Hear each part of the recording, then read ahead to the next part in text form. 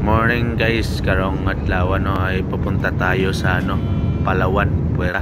Sakay muna tayo ng taxi at ngayon nandito na tayo sa Mactan International. So, dala yung ating special tools tsaka yung ating bagahe kasi may gagawin tayo doon.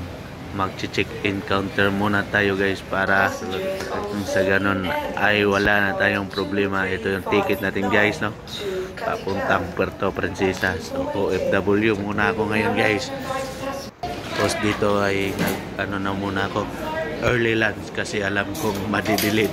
Alauna yung landing ng aeroplano, pagkatapos niyan ay nabusog na yung tao.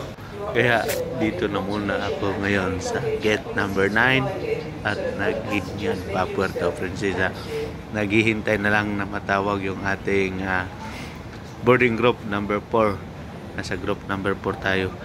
So sa ngayon guys ay delayed na talaga yan guys. Supposed to be ang flight natin is nasa 12 PM. So nakalipad yung is 1 PM na. So ngayon guys, pintahan na lang kay nakasampa na tayo ulit ng aeroplano. So ito pala yung guys, maganda yung panahon ngayon. Ito pala yung sasakyan natin guys, Mactan International Airport. So guys, kaya pala dito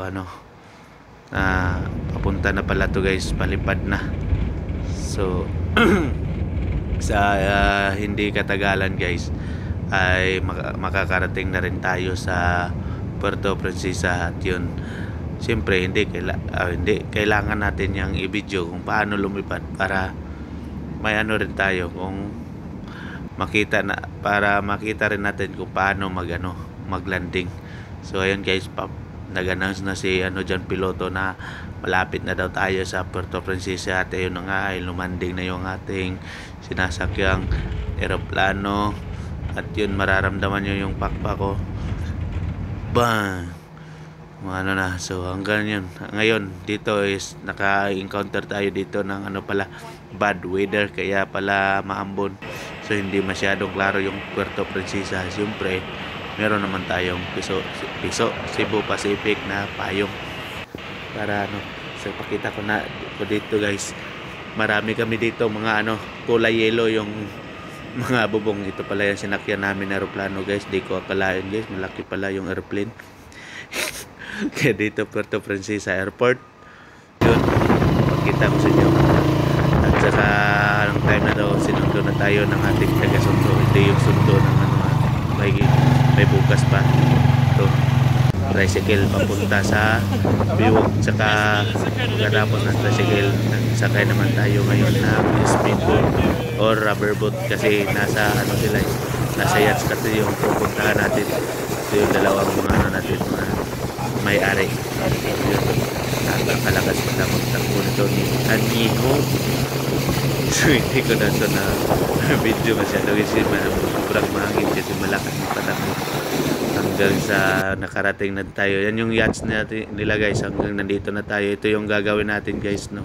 Pasensya na guys, hindi ako nakapag-video kasi siyempre gagawin natin tayo. Wala tayong cameraman. So yan muna habang video. Yun lang. Pagkatapos ay sinundo na naman ulit tayo papunta sa ating hotel. At yun, pag sa hotel may pa-welcome drinks. So yan, lemoncito. Siyempre, yun naman yun.